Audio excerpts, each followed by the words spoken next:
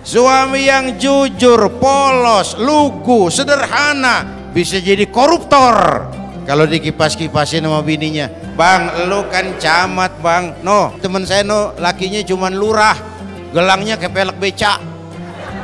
Lu camat gak bisa beliin gua begitu, goblok lu. Ya mesti gimana? Ya apaan kayak di kantor sabet dulu. Kalau udah begini kan mendorong suami untuk korupsi.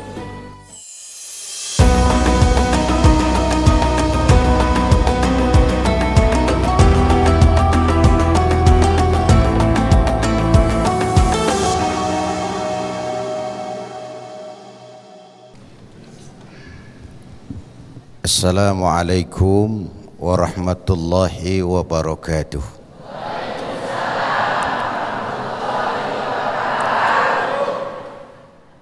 Bapak, Ibu, serta segenap pemirsa TV One yang saya cintai. Di mana saja di dunia ini, kehancuran suatu bangsa selalu dimulai dari kehancuran moral, kehancuran akhlak, terutama moral generasi mudanya. Islam datang untuk memperbaiki akhlak. Innama bu'istu liutammima makarimal akhlak. Orang kalau akhlaknya kepada Allah bagus, insya Allah yang lain beres. Tapi kalau akhlak kepada Allah rusak, insya Allah yang lain rusak. Ini muaranya. Pak, bedanya taat kepada Allah dengan taat kepada manusia itu ada.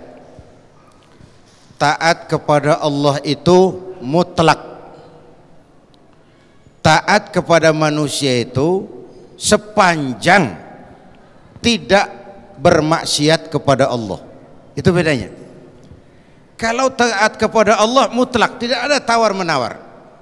Tapi taat kepada sesama manusia ukurannya ada. Tidak untuk urusan yang maksiat kepada Allah, tidak untuk urusan dosa.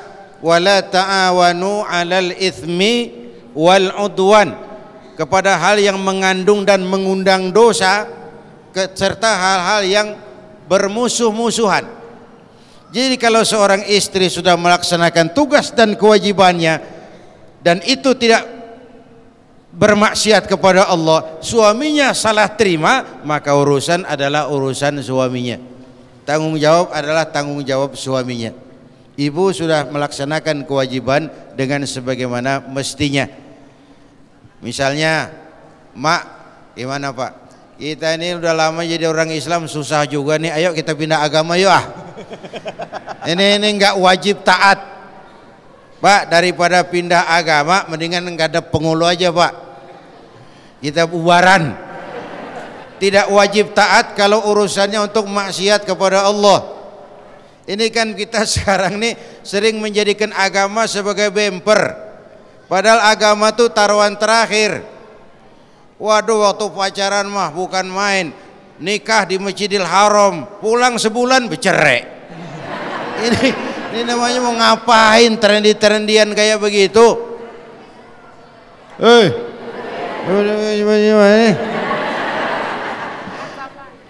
Jangan jadikan agama sebagai bemper.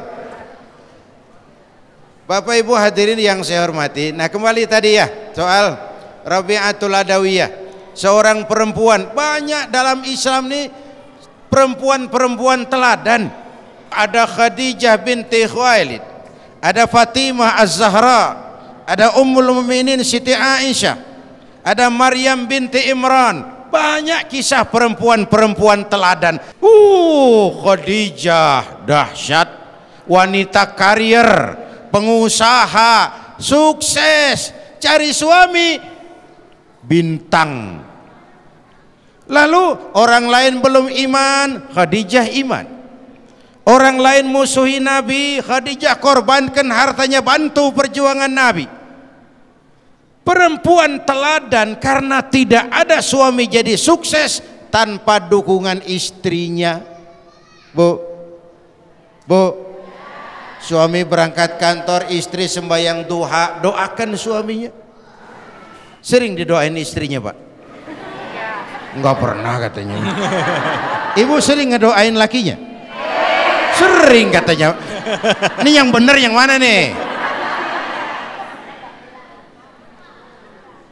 Suami yang jujur, polos, lugu, sederhana bisa jadi koruptor kalau dikipas-kipasin sama bininya. Nih tukang kipas nih. Bang, lu kan camat bang. No, bini temen saya no, lakinya cuman lurah, gelangnya kayak pelek beca.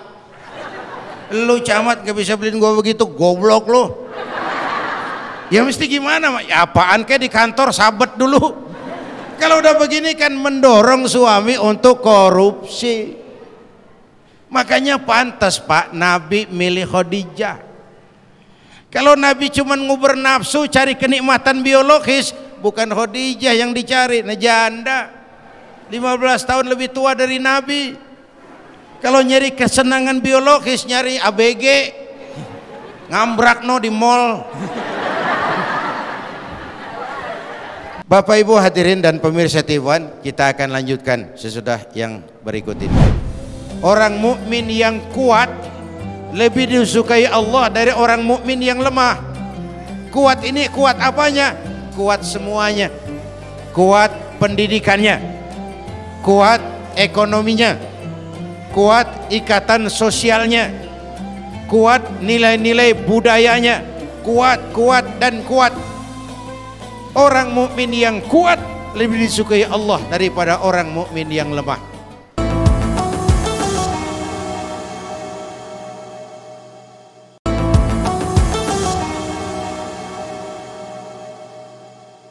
Bapak, Ibu dan jamaah At-Taqwa serta pemirsa TV1,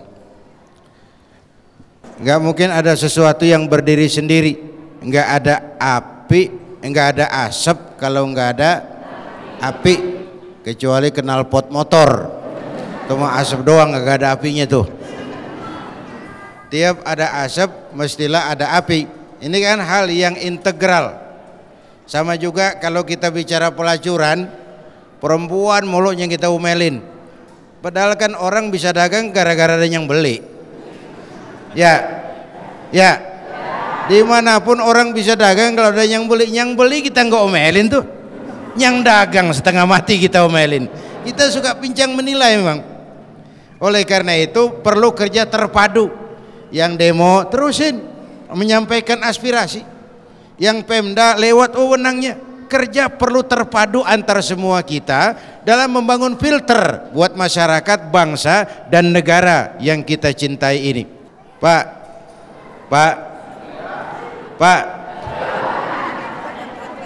ini bernegara nih, kita nih rakyat, supaya apa milih menteri? Supaya dia mengabdi, berbakti, bekerja buat kepentingan rakyat.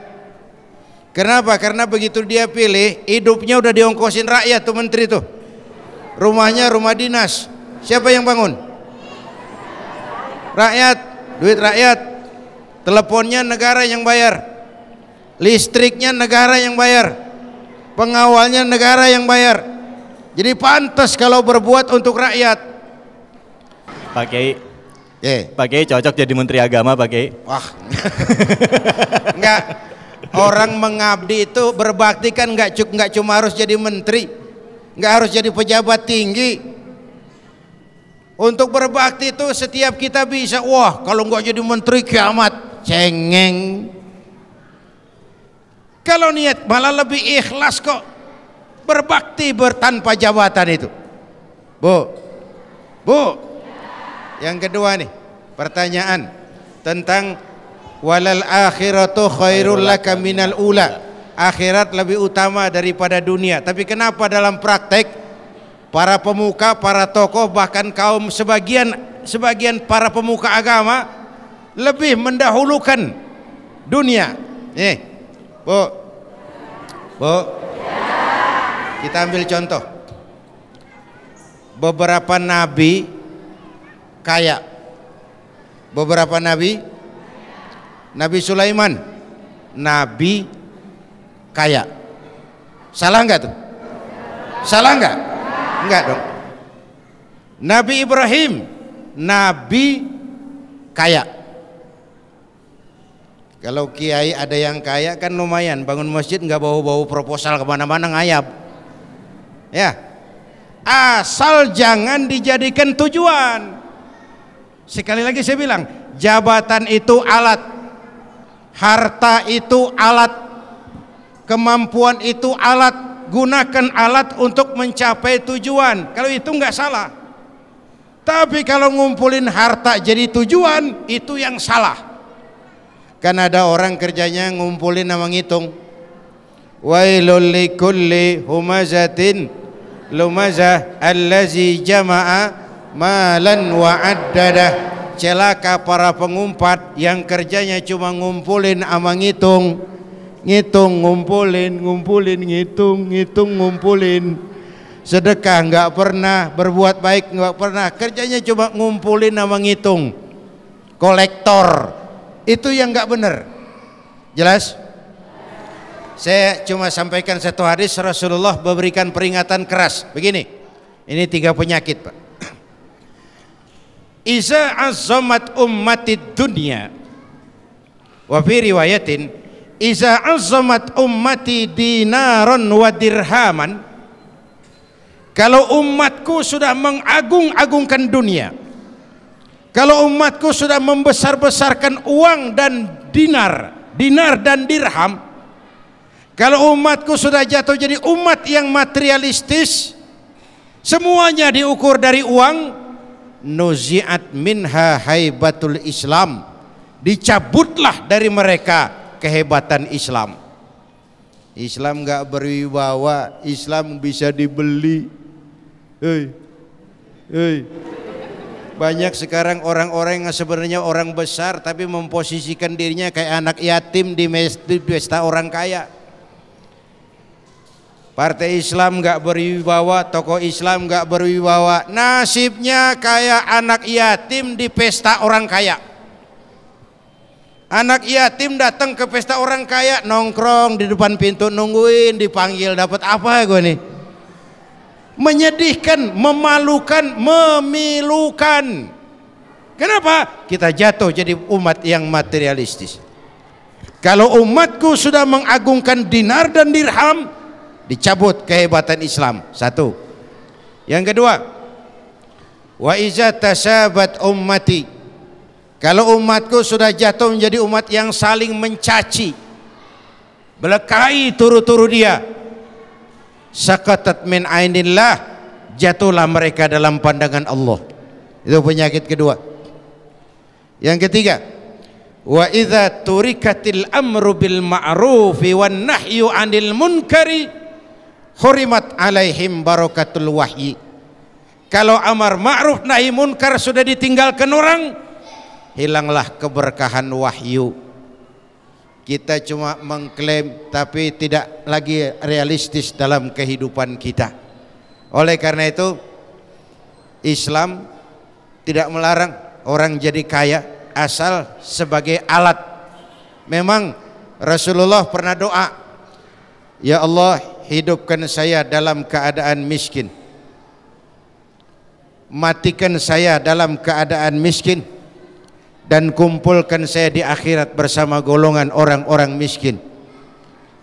Ini biar cinta banget sama Nabi tapi ngamalin doa kayak begini berat juga rasanya nih. Dan memang menurut saya ini etika kehidupan Rasul. Tidak pantas kalau Rasul minta kaya. Kalau Rasul minta kaya, umatnya jadi apa? Tapi untuk umatnya beliau ngajarin apa? Nih, al-mu'minul qawiyyu ahabbu ilallah minal mu'minid dha'if. Orang mukmin yang kuat lebih disukai Allah dari orang mukmin yang lemah. Kuat ini kuat apanya? Kuat semuanya. Kuat pendidikannya, kuat ekonominya, kuat ikatan sosialnya, kuat nilai-nilai budayanya, kuat dan kuat. Orang mukmin yang kuat lebih disukai Allah daripada orang mukmin yang lemah. Ma akraman nisaa illa karimun wa ma ahanan nisaa illa laimun. Tidak akan menghormati perempuan kecuali orang terhormat, tidak akan merendahkan kaum perempuan kecuali orang rendah. Islam mengangkat harkat, derajat dan martabat kaum perempuan.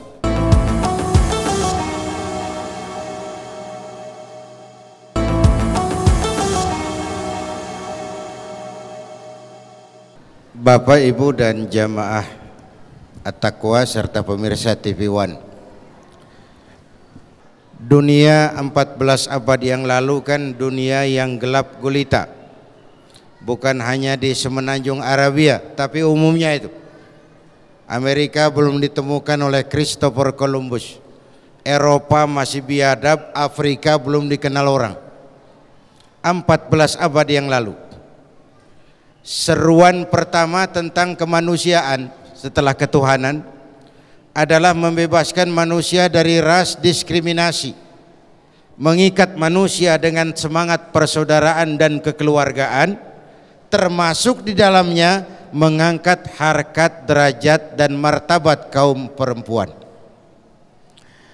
Tidak akan mulia orang mulia adalah orang yang memuliakan perempuan. Orang hina adalah orang yang merendahkan perempuan.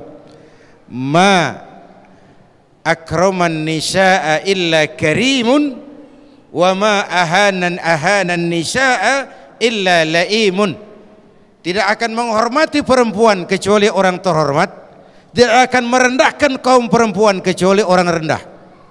Islam mengangkat harkat, derajat dan martabat kaum perempuan. Tiang negara, Masya Allah, bayangin di masjid kalau nggak ada tiangnya ini. Perempuan tiang negara. Tiang disuruh jadi tiang. Dahsyat ini tiang negara ini, mengangkat harkat, derajat dan martabat kaum perempuan, tetapi pada sisi lain tetap menjaga kodrat. Nah ini penting, tetap menjaga kodrat sebagai perempuan. Maju silahkan, berkarir oke, tapi jangan melupakan kodrat sebagai perempuan. Kemajuan dengan melupakan kodrat perempuan akan merendahkan martabat perempuan. Contoh olahraga, ada yang olahraga buat laki, ada buat perempuan. Bu, jangan mentang-mentang emansipasi perempuan sepak bola. Saya tahu yang nonton sih pasti nonton, cuman bola yang mana yang ditonton itu wallahu alam. Jadi majulah kaum perempuan, tapi jangan melupakan kodrat kewanitaan. Sekarang ada tinju lagi Pak Kiai. Tinju. Iya. Iya. Nah sekarang tentang kenapa perempuan lebih banyak di neraka. Begini Bapak Ibu, Allah itu kan maha adil. Keputusan surga neraka bukan karena gender, tapi karena amal. Bukan karena dia laki dia perempuan, tapi karena amal. Menurut hitungan rasionalnya Indonesia aja nih sekarang kan lebih banyak perempuan daripada orang laki. Ya, kali ini nih urusannya nih bukan gendernya, tapi memang perempuan lebih banyak dari laki-laki. Menurut riwayat Isra Mi'raj, pulang itu kan Nabi ditanya, saya diperlihatkan neraka. Neraka ya Rasul? Iya. Terus saya lihat kok isinya kebanyakan perempuan. Perempuan ya Rasul? Iya. Laki juga nggak sedikit. Supaya adil ini.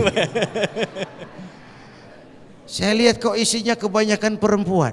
Rasul, perempuan kebanyakan? Iya. Laki juga nggak sedikit. Nah sahabat waktu itu tanya, ya Rasul, kok kebanyakan perempuan? Apa mereka nggak sholat? Sholat. Apa mereka nggak ke majelis taklim? Oh rajinan mereka sama lakinya. Apa nggak baca Quran? Baca Quran. Kok kenapa lebih banyak ke sana? Nah Rasul jawab sederhana, hunna yakfurnal asir. Umumnya perempuan kurang bisa terima kasih sama suaminya. umumnya. Yang di sini mah enggak nih. Ini baik-baik yang di sini. Di sini mah enggak.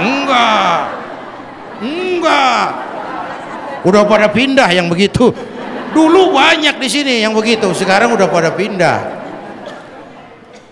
Hunna yakfurnal asir. Umumnya perempuan kurang bisa terima kasih sama suaminya. Bu, kira-kira Nabi salah nggak nih?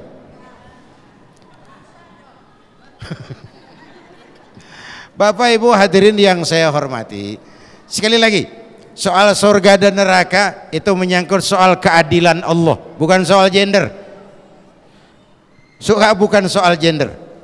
Bapak Ibu hadirin yang saya hormati, oleh karenanya dalam memahami ini, ya kalau memang lebih banyak, jadilah ibu kelompok yang sedikit. Ya Bu ya. Bu, Pan Rasul pernah doa begini, Allahumma ja'alni minal qalilin. Ya Allah, jadikan saya golongan yang sedikit. Sahabat nanya, ya Rasul, orang-orang pada minta banyak apa minta golongan yang sedikit? Rasul jawab, apa kamu enggak baca ayat Quran, wa qalilun min ibadiyas syakur, sedikit sekali hamba-hambaku yang pandai bersyukur. Aku minta masih masukkan ke dalam golongan yang sedikit tadi. Jadi Bu, paling tidak mulai sore ini baik-baiklah semua bapaknya anak-anak. Ya Bu ya.